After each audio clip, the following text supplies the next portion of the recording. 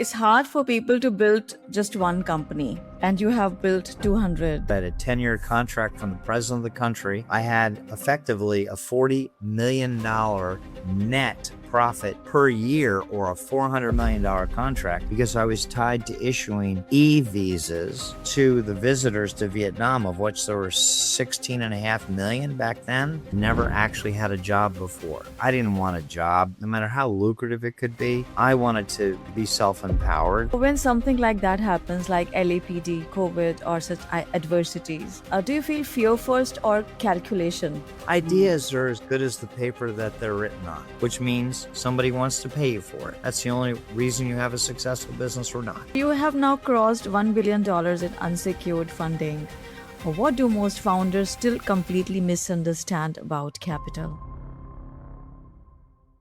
Big dreams don't come quietly. They demand risk. They demand fire. They demand transformation. Welcome to The Corporate Life, Billion-Dollar Conversations. Hosted by Hina Siddiqui, CEO and founder of Corporate Influence Media, creator of Capital Stage Credibility Positioning, 4-time Global Award winner, featured across more than 700 global outlets, and heard in 94 countries. Join us as we sit with tech CEOs, multi-million-dollar entrepreneurs, and leading investors, the people building what's next. Here, success isn't a headline. It's a human story. The turning points, reinventions, failures, breakthroughs, and bold decisions that change everything. Because every life is a movie, and you're the star of yours.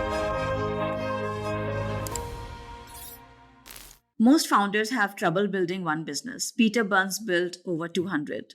COVID wiped one out. Then he built a cannabis church. It worked until the LAPD showed up. Most people would take that as a sign to slow down, but he didn't. He turned chaos, collapse, and controversy into a $1 billion funding empire. So the real question is not how he built 200 businesses. It is what kind of person keeps building when everything tells them to stop. This is Peter Burns, and this is his movie. Peter, 200 businesses, it's not a resume, it's personality type. What was already in you before the first company ever existed? Gosh, I've always moved to a different drummer. My family's all very corporate. We were raised in New Canaan, Connecticut. Everyone was schooled at Ivies and equivalent. And I just went a different way. I wasn't satisfied with the status quo. I didn't want a job, no matter how lucrative it could be. I wanted to be self-empowered. And it's not easy when you're a young kid and you're going against the grain of a very conservative, very successful family. But that's the path I chose, and I've stuck to it. And actually, I'm 69 years old. I've never actually had a job before, never worked for anyone else or collected a paycheck. And I think that's a benefit. I'm a true entrepreneur who understands fellow entrepreneurs. And my most successful business ventures have involved in me acquiring access to funding to help my fellow entrepreneurs, because that's the hardest thing to do out there. The business is tough anyway. It's particularly tough even for someone like me. After 50 years, we get disappointed all the time. You have to be able to pick yourself off the floor and just get out there and start punching your way back in. And I got to tell you, sometimes it's difficult, Hina, to pick yourself off the floor and do it, because we don't have a lot of support for entrepreneurs in this country or the world, actually, which is really foolish, because these large, successful companies come out of the brainchild and blood, sweat, and tears of entrepreneurs like myself. They don't just pop out fully formed, making their shareholders and making millions and billions of dollars. So we have to struggle every day, not only to get the business started, but to keep it afloat. And we have to be able to bob and weave and pivot. That's really important. I'm going through a situation today where I've created a really remarkable funding program, and I've tested it and it works. But because of the tightening financial markets out there due to the repercussions from wars in Iran or this or that or anything else, the banks pucker up and they don't release money, and it's more difficult to get funding today than ever before. But Yeah. we just keep pushing ahead, and thank goodness I've got a small but very effective team that helped me to navigate those very treacherous waters. And so that's it. That's it.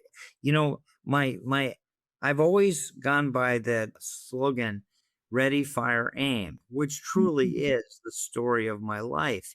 I pick a Mm. goal, I figure out how to get there, I do the workarounds to get there, and I just try it rather than talk about it or It's study it.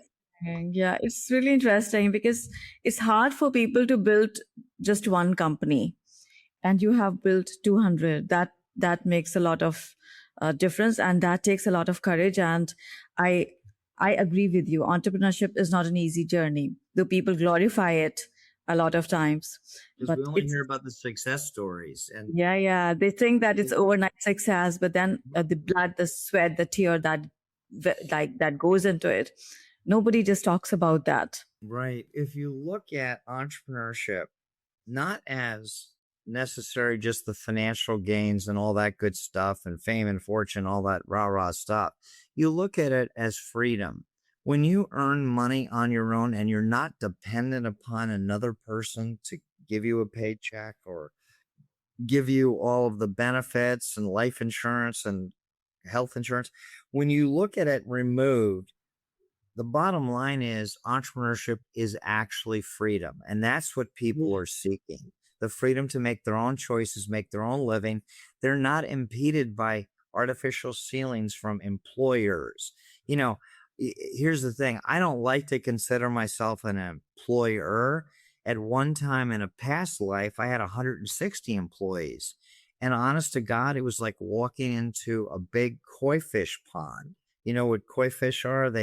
They're like this, their mouths are going like this to get fed. Well, that's what I felt. You put all my employees and they all had koi fish heads and they're all doing this. I want something from you. If it's not money, it's direction, it's this. That I'm not built to manage people. I'm Yeah. built to invent, to come up with a way to capitalize and to move forward and try a business. Then what I truly love is partnering up with people who have a vested interest, who earn their money from me, for instance, actually as a result of helping me to make that business venture successful. Out of the 200 ventures, and that's just an estimate, by the way, I don't have any idea. Could be more. I don't think it's less because I start businesses like people put on their shoes. I see I see an opportunity before people even know there is one out there. And then I move to see if it's feasible. And I throw up, what do you call those things? Not a website, but a landing page. And I create a plan and I have content and I market it to see if I have any bites because you really don't have a business unless someone pays you for it. And then you modify from there. Then you throw in the resources and the additional activity. But many of these businesses start off as one thing. And then along the way, I see other opportunities that are even better. I don't necessarily just shut down the idea I first started with, but I don't focus my energies because the only thing you don't have an abundance of is time. So you have to look at your time as a diminishing asset that disappears. So you have to focus your energies on what is the greatest return of investment on your time. Yeah. And maybe what is most important at that point in time? Because right now you can say that you have money, so time is the most important thing for you. But there are people who don't have money as they're just starting their business, they're just starting up, like the startups, the AI thing that's going on a lot these days. So when they don't have money, then they would just, trade their time with money. So that becomes the most important thing for them. What do you think? Well, you know, no guts, no glory. If you don't try it, you'll never know. And you'll have Yes. regrets your whole life. Hmm. Like woulda, shoulda, coulda, if. I don't even use those words. But I can't tell you how many people have just occupied all their energy at overthinking what they're trying to do. If you have a good idea, then for God's sakes, try it and see if anybody else thinks it's a good idea too. You're going to need customers in order to benefit. And I get the whole thing about not having money. I get that. I mean, my God, the ups and downs over 50 years of entrepreneurship have been very significant, but we're not talking about me losing a little bit of money when things don't work out. We're talking about losing hundreds of thousands or millions of dollars. For instance, in COVID, I had several very large businesses get cratered that represented literally hundreds of millions of dollars. And they were completely wiped off the face of the earth. I'm still recovering from COVID, as are many, many people. But, Yeah. like I said, if I don't try it, I'll always regret it. And I have enough contacts and enough experience just to try whatever's on my mind.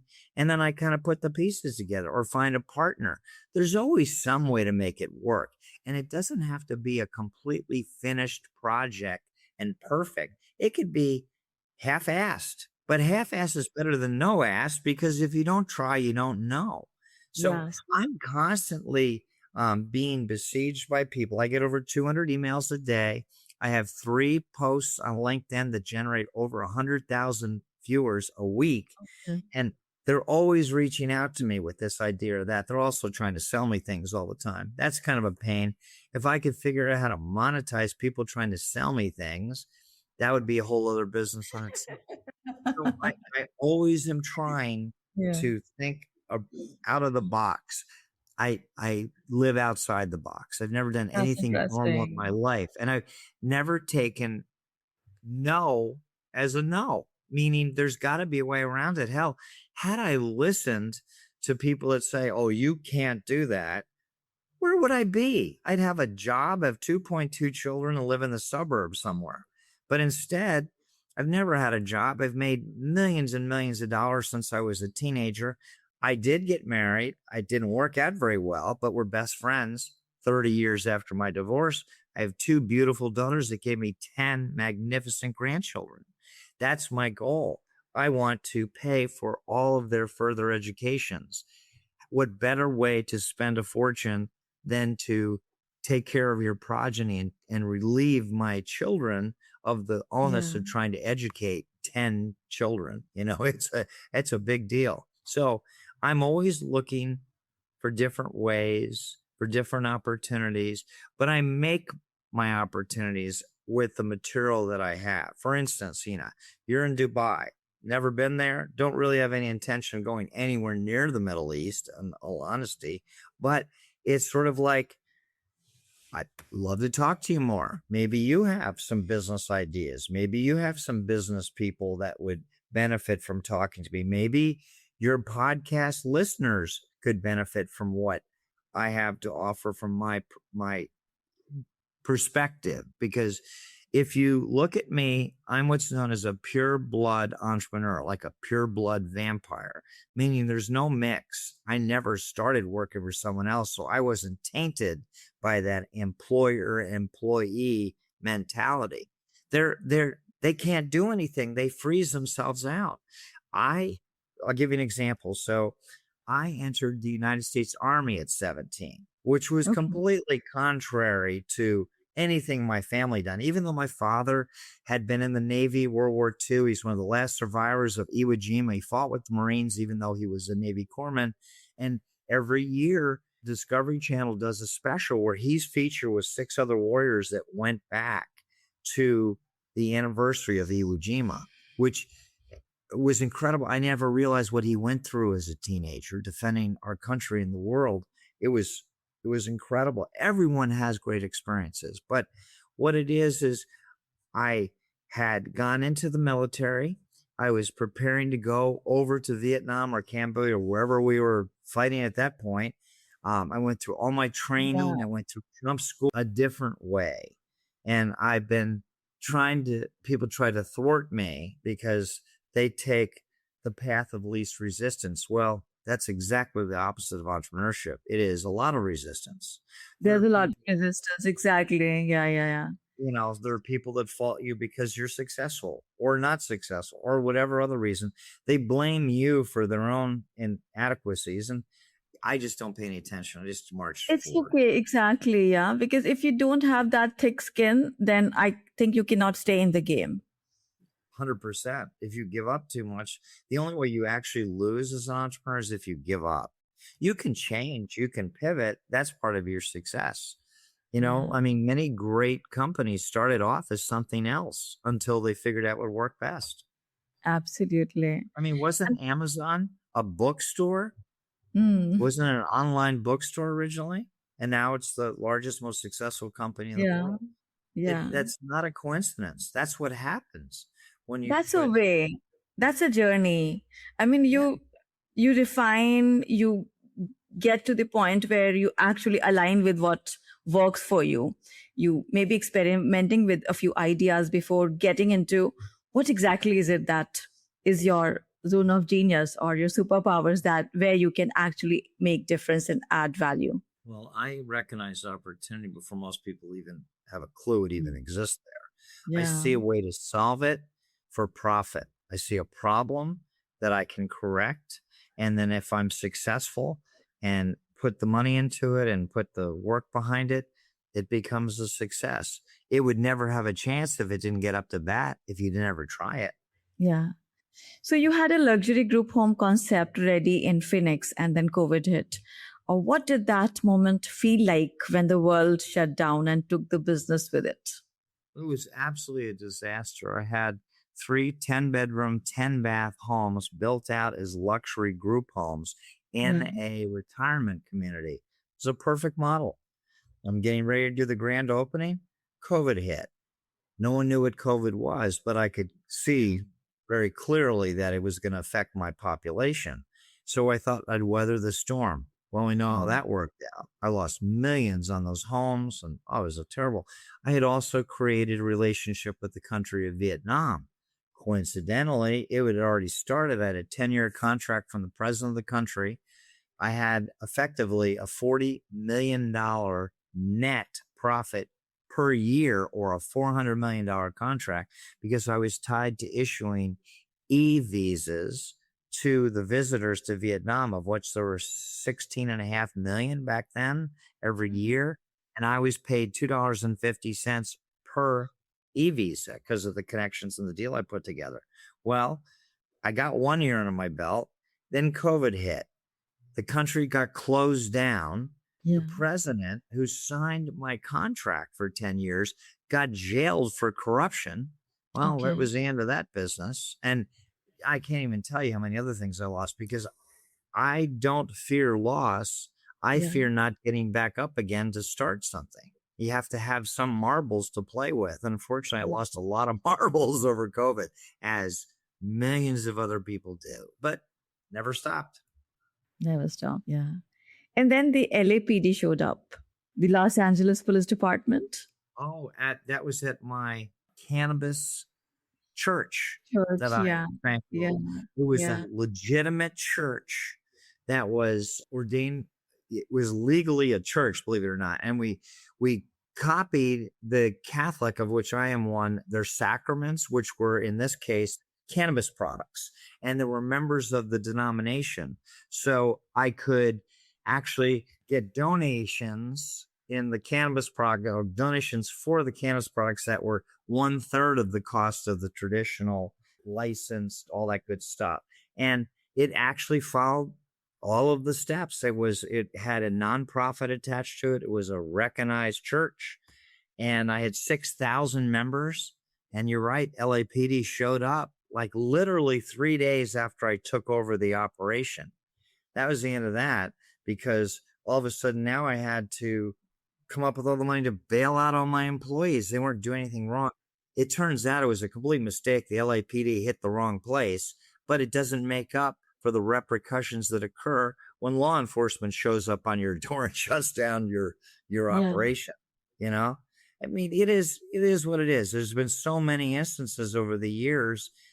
My first official business was on Nantucket Island at the age of 19. That was a result of my business plan at the University of Virginia, which was paid for by the military.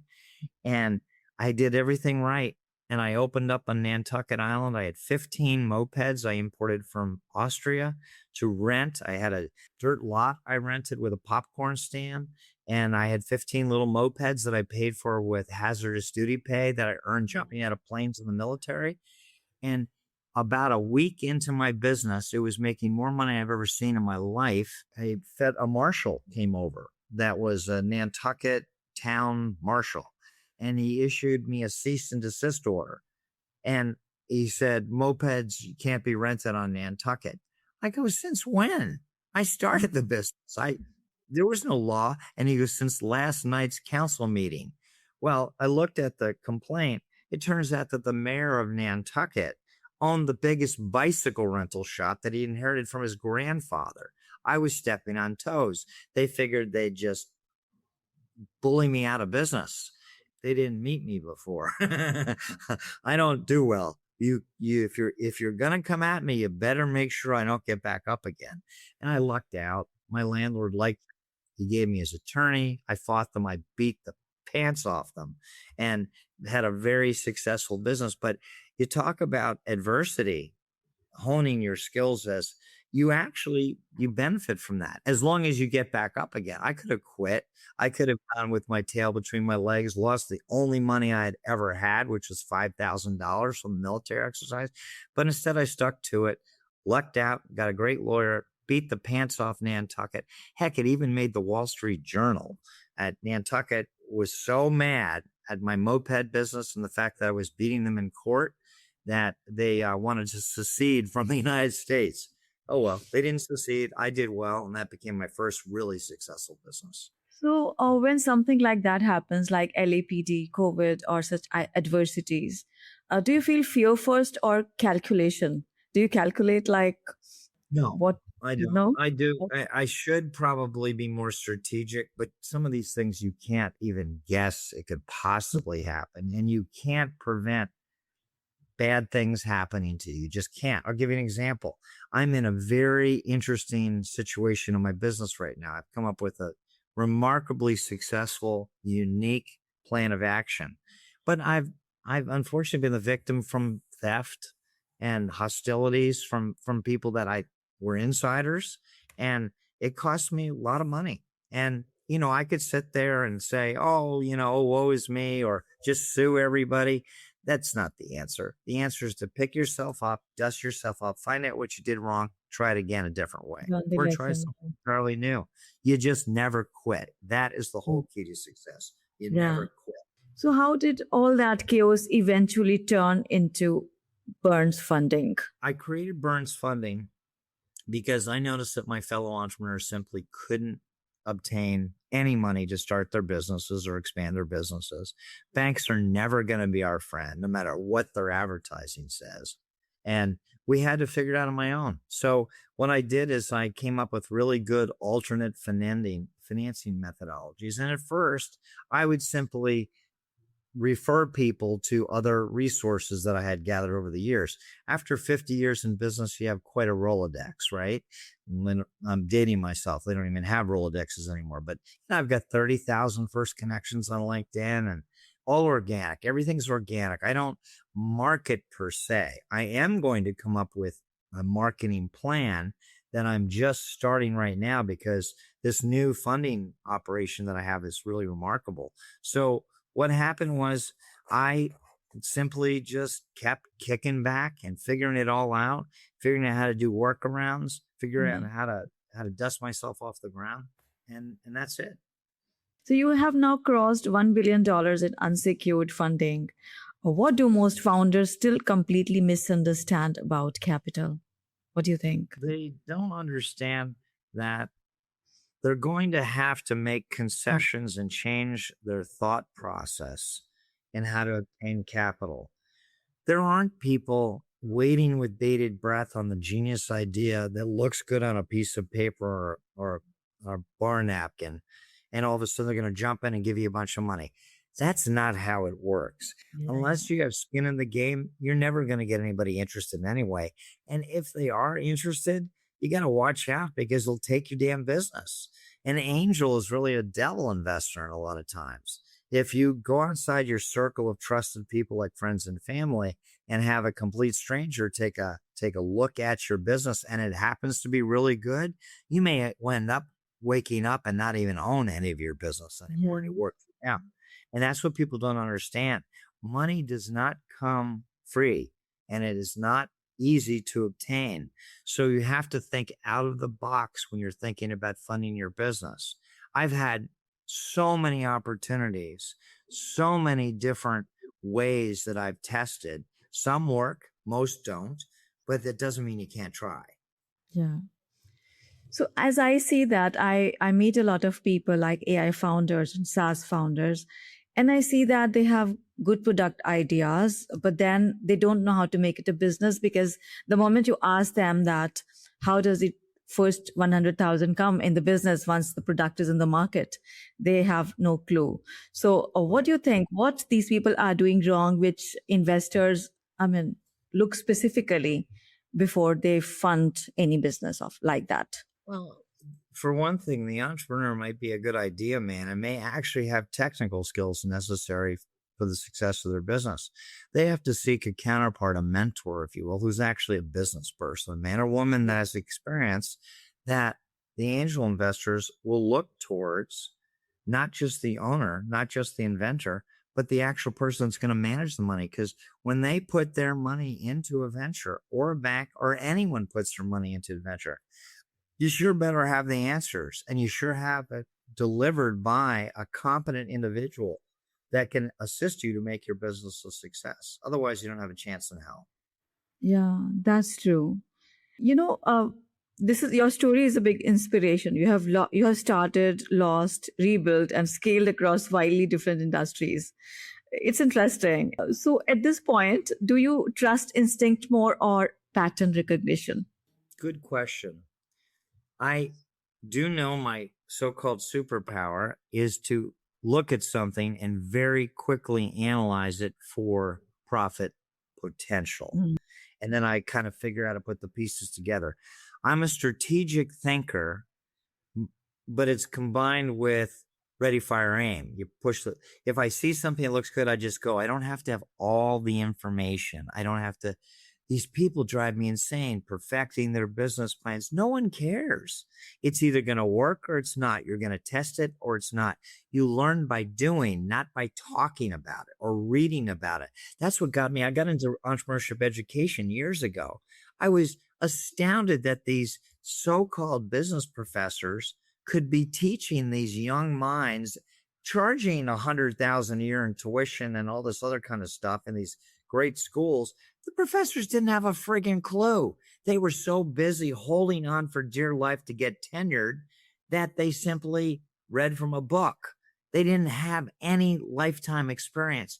You can't do that. You gotta talk to people that have actually been there and done that. You gotta join groups of entrepreneurs. You gotta interact with people. You gotta learn by listening and then taking advice or not, but at least hearing it out.